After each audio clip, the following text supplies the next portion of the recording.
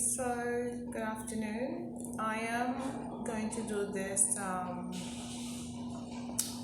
motivational video. I'm actually re-recording because I did this as a presentation, and I like to share my presentation. So this presentation is entitled "What Seed Are You Planting?" Analyzing a photo tale.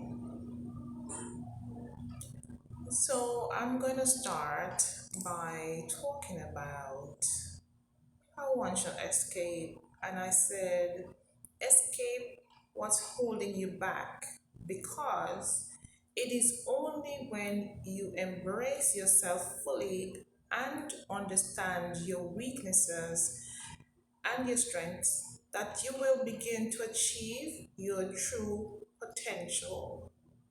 Be kind to yourself, search for what you want, and don't be afraid to fail.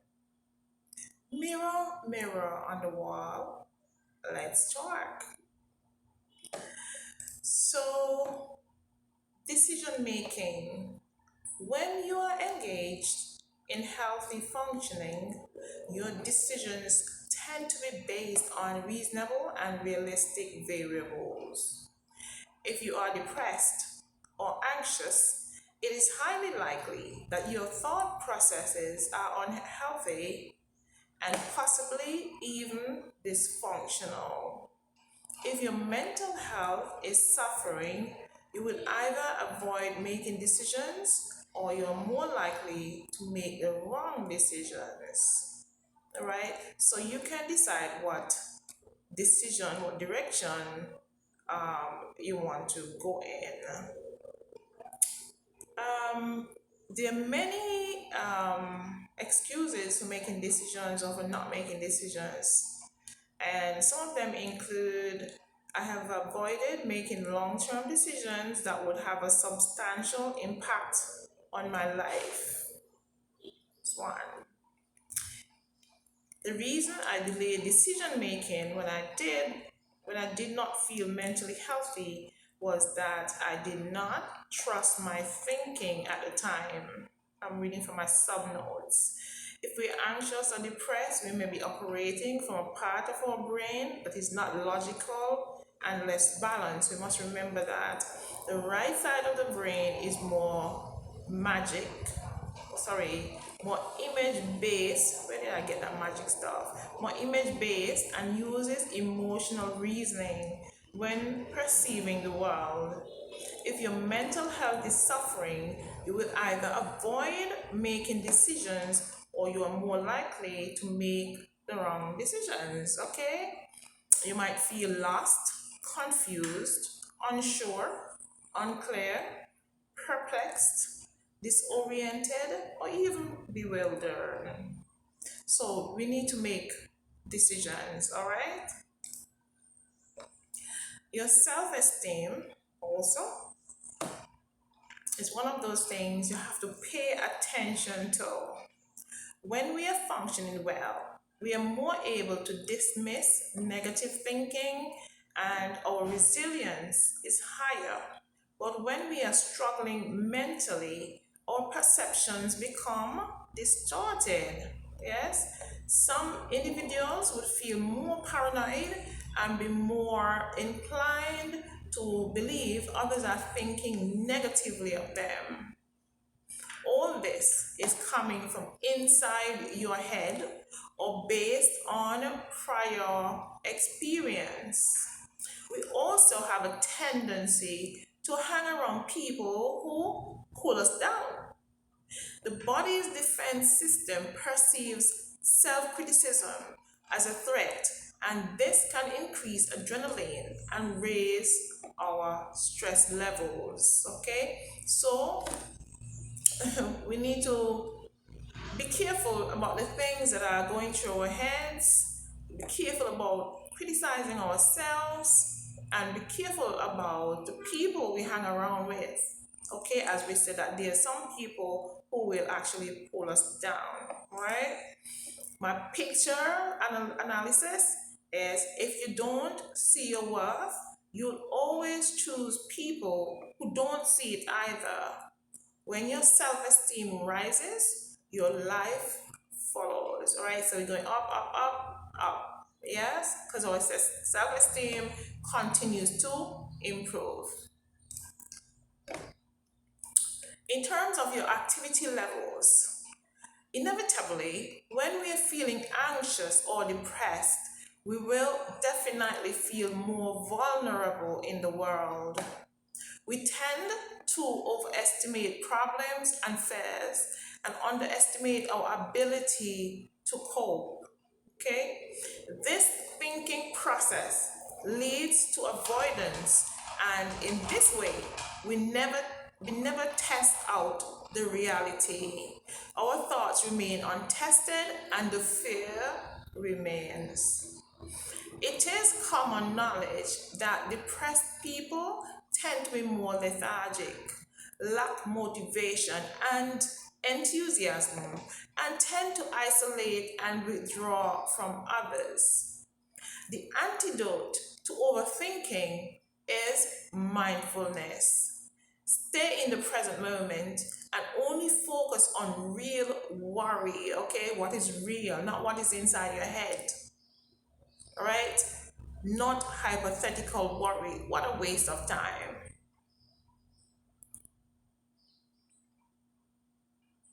Severe depression can lead to someone not wanting to get out of bed, wash or brush their teeth, and it is a hopeless, dark place. And it is never a case of telling someone to snap out of it. All right? It is one of the hardest things to galvanize yourself to doing things, but it's one of the best ways to counteract depression, and that is to have cognitive behavioral therapy, and that would address depression. It is also known as behavioral activation. So that's one suggestion, that if you're feeling low or depressed, that you take advantage of services that are available, right? So contact your mental health service, contact your psychologist, etc. Now, you need to only focus on those things that pay attention to those things that you can control.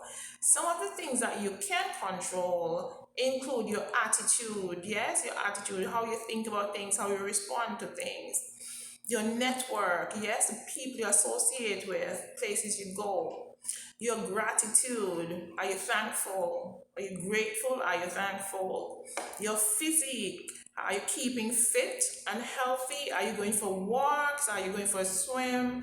Are you doing yoga, meditation? Are you looking after your emotional and mental health? Your habits, yes? What are your habits? Do you have good habits? Have you fallen into bad habits? If you fall into bad habits, then you need to get rid of them. You need to come out of that. And then your work rate. Okay, are you overworking yourself? Are you underworking yourself? Do you have a conscience?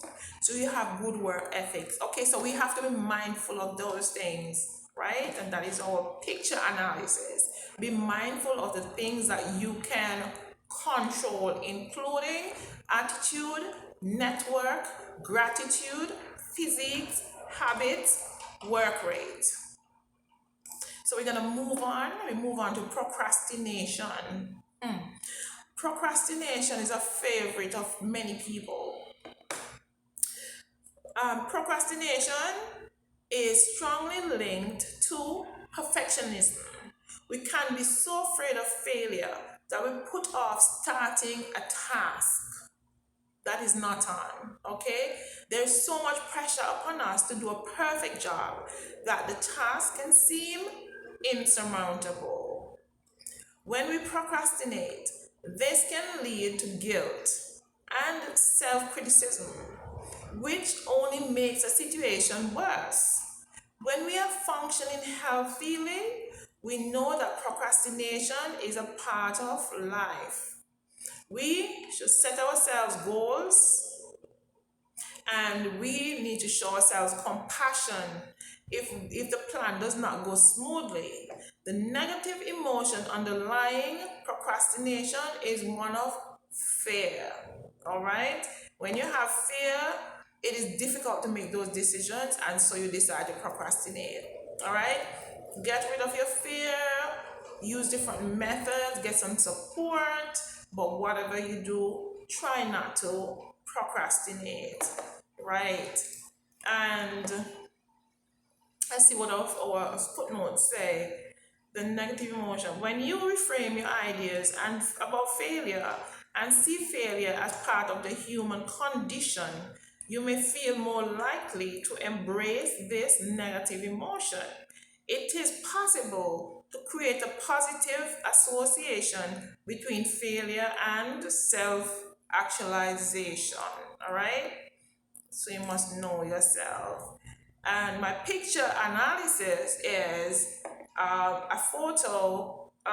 It has two directions, so arrows pointing in two directions, one pointing to the left, one pointing to the right, right? And the question is, which one is right? Which one is right? In which direction should you go? You choose. Procrastination prevails until decisions are made. Relationships, anxiety, and depression can affect our relationships. It is true that we take out our frustrations on the ones we love, but doing this can create a lot of unhappiness. If your mental health issues are affecting your relationship, it is definitely worth considering seeking out therapy in order to limit the damage. Yes? And let's see if we have any footnotes on this. Right, so this kind of speaks for itself, and then we go to our analysis of our photo, and our analysis goes like this. It talks about in a relationship there should be acknowledgement, so establishing your role in the relationship and who you are to the next person in the relationship, being comfortable in the relationship, being available meaning that these days with so many distractions, the phone, the internet, TV, whatever have you, a lot of people are not really available in relationships. They're more caught up doing all these things, playing on the Wi-Fi, being on Instagram, Facebook, watching, different soaps, etc. So you must be available. There must be positivity, and also there must be openness and honesty, which would lead to trust. Okay? One thing we struggle with is terms of endearment.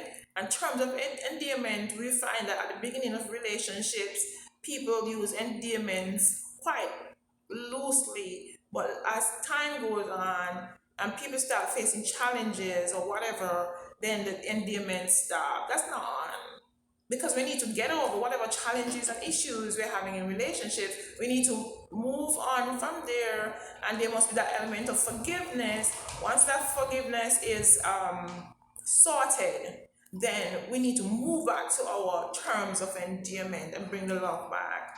All right, we talk about our connections, the people that we are connected to. There must be positive people. Our uniqueness must be embraced, and we need to embrace the uniqueness of other people in our relationships. Talk about diversity, and so also need to embrace diversity and realize that today the world is made up of a diverse population almost wherever you go, and so we need to embrace it and ensure that all people, no matter where they're from, whatever their gender, their age, whatever, is embraced. Yes, and feel comfortable in our presence and supported and safe. Okay, so we need to establish that understanding that people are people, and two people, we are somebody else from a different diversity, and to those people also, for us, those people, it's a just diversified community out there, and we need to accept people, make people feel valued, and also especially inclusive, because these days people are so isolated, especially because COVID came in and it created that isolation, which some people embrace, but other people, they've been feeling lonely, left out, neglected, and so we have to strike a balance somewhere, okay? And then at the end of the day, we need to work on being personable. Doesn't mean that everybody will like us, but at least we would have given our best and actually open the door for people to approach us. And that is very important. Um, in our lives, we find that people might adapt any number of addictive behaviors, right? When we're not mentally balanced, we tend to look for ways to escape from our stress. And this could mean overeating or not eating at all in some cases. When we have low moods, anything can happen. We might shop too much or gamble or spend time seeking out affairs, whether or not they're illicit or whatever, but we do that. That's an addictive behavior. These are all known as safety behaviors, and we do them in order to feel safe and more comforted, yes? So the next time you feel like drinking alcohol or spending too much shopping, you need to stop and ask yourself what the discomfort is. What are you avoiding dealing with? Addictive behaviors, they come from a lack within us and they can be overcome when we focus our attention in the right direction. Okay? So we need to be mindful. And then analyzing our photo is a circle of of behavior addictions or addictive behaviors, and they include codependency, and this is where you're highly dependent on whoever it is you're in a relationship with to make decisions and to take the next step. And some you can have healthy codependency, and you can also have unhealthy codependency. There's nothing wrong in telling your spouse, I am going out, and where you're going, because these days with so many safety issues out there, one has to be mindful and let somebody know where we're going. However, when there's simple things that when you can't make any decision at all without involving your spouse, then that can become an issue. Then, as I mentioned before, you have food and eating, so you can either overeat or undereat, and that can either lead to weight gain or weight loss. Then you have gambling. Believe it or not, gambling is a big issue out there, and some of the things that we don't look at as gambling, it is gambling plus those regular gambling issues. Some people need to go to rehabilitation.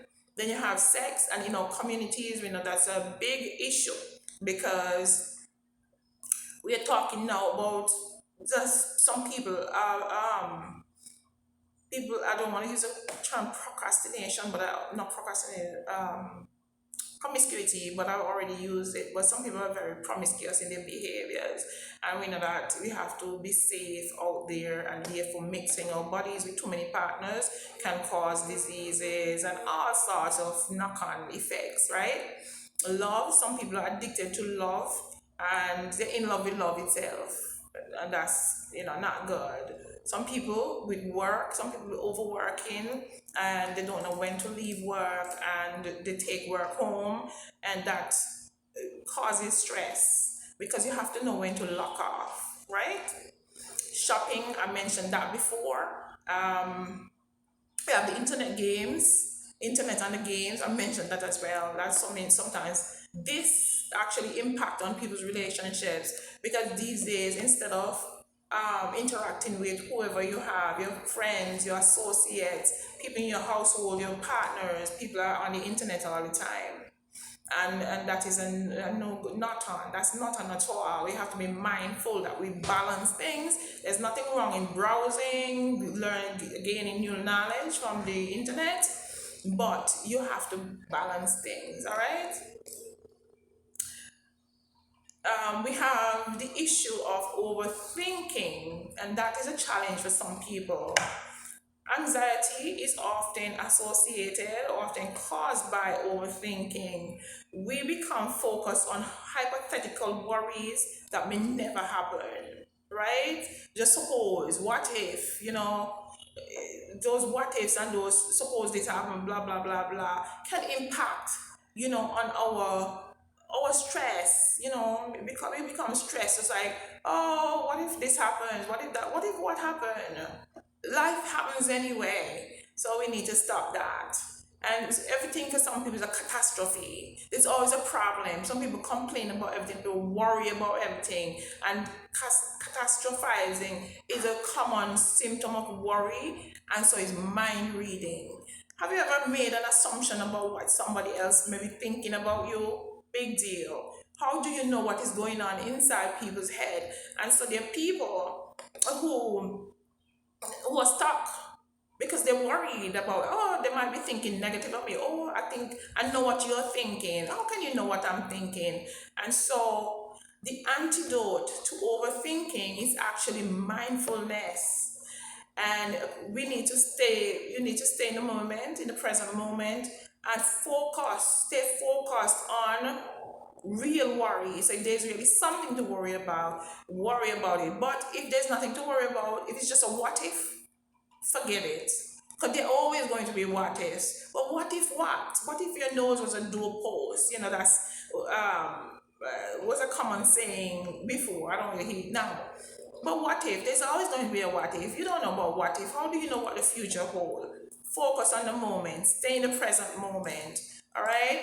Our photo analysis, it says overthinking is the art of creating problems that were never real. Okay? Overthinking is the art of creating problems that were never real. So we need to stay in the present, stay focused in the present. Okay? So we're moving on to anger and resentment. Anger and resentment on negative emotions, sorry, anger and resentment are negative emotions that can cause a lot of strife, okay, in our daily lives. These negative emotions tend to come from unresolved past issues. Denial works for a short time and it will eventually catch up with you. Remember that acceptance is not approval, but it will help you to move on with your life. If somebody has been unfair to you, for example, you hand them more power when you allow them to still have an emotional hold over you. Right? When you get angry, when you hold on to the anger, when you're resentful, you hold on to that resentfulness. It's not like you can't get angry, but you need to be angry and move on. Right? You might feel resentful for a short period. Yes, you're human, but then you need to let it go. Learn to let go, and you will enter a place of healthy functioning. All right? Not letting go will result in the very opposite. All right?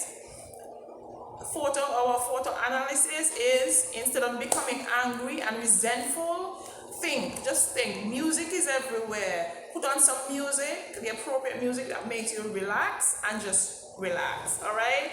Now, I'm just gonna quickly go through a few of the things that cause stress in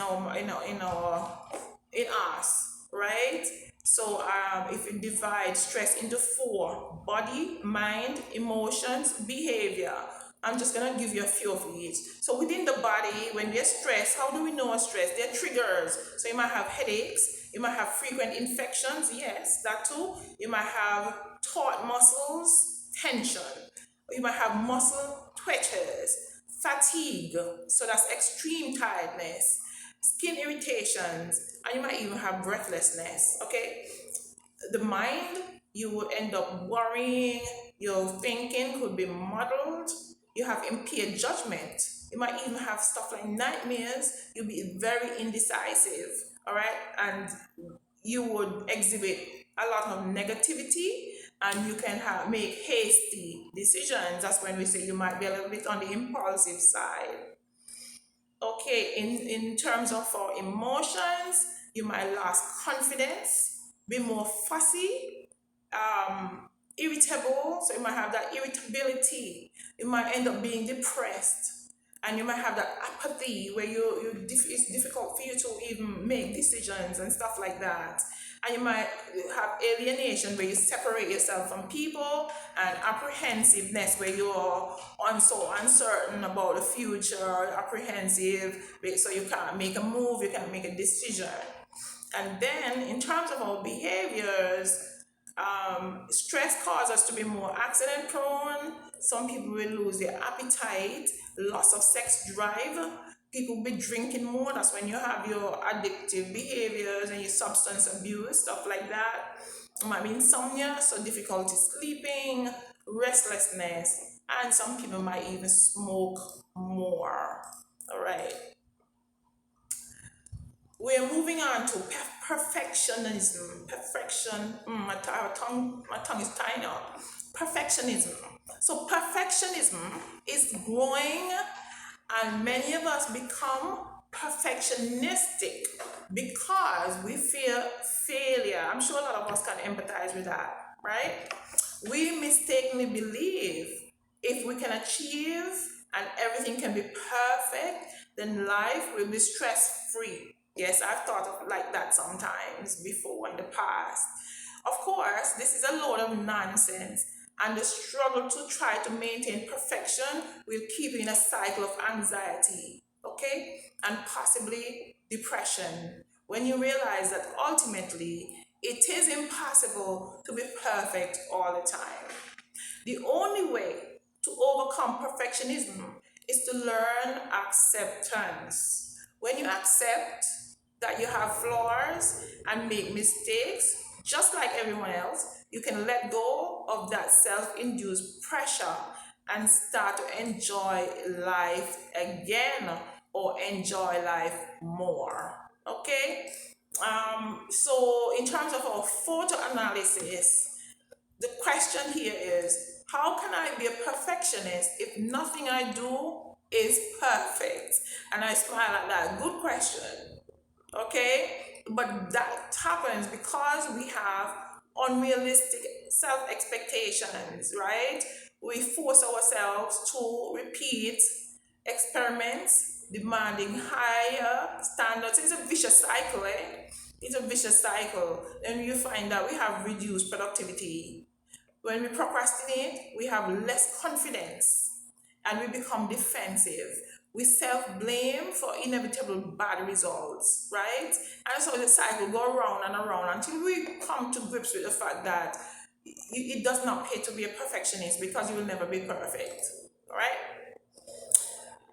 So, in terms of our productivity levels, have you ever noticed that when you are not functioning well or feeling happy, you are unable to concentrate and perform to the best of your ability? Have you ever felt bothered but not sure why? When we find it hard to maintain focus and to concentrate, this affects many areas of our life. People do not realize how important mental health is for a healthy, productive life. We struggle we struggle in our subpar existence, and we wonder why we're not achieving more. Okay? And that is because we are not functioning well because of all the issues that we surround ourselves with, all the issues going on in our minds, right? And so it is only when we embrace ourselves fully and understand our weaknesses and strengths that we will begin to achieve our true potential. All right. So be kind to yourself, ask what you want, and don't be afraid to fail. All right. In terms of our photo analysis, I use computer games. Why? Computer games is quite technical and you have to be very creative, right? In terms of computer games, when you look at a computer game, you look at it, a computer game is really a puzzle, okay? It's a puzzle, it's a sort of enigma because it's something you have to actually figure out, okay? And in order to be effective with a computer game, one has to be quite intellectual, right? And a computer game um, is all about, or it includes originality. So you have to be original with a computer game because you can't duplicate somebody else's computer game, right? You have to be flexible. There must be flexibility. You can't just be can't have just like a tunnel vision, like not a wire, right? There needs to be flexibility and there needs to be fluency. And fluency here is not only associated with language, but fluency in the sense that it must be, the information must be disseminated in such a way that there's understanding, there's clear understanding as to how the game works. Yes? Okay, so it must be clearly um, set out. There must be clear guidelines as to how these computer games work. All right? And all of this, the originality, flexibility, and the fluency actually is a result of creativity. And so if you like yourself as a human being, and you're functioning to that of a computer game, just use that as a strategy, then you'll find that you'll be functioning much better and things will go well. You end up being creative because we don't want to be just boring and stagnated and doing the same old thing all the time. We must be creative. Yes. And as I said, it's only when you truly embrace yourself fully and understand your weaknesses and your strengths that you will actually begin to achieve your true potential. So be kind to yourself, ask what you want, and don't be afraid to fail. Thank you very much.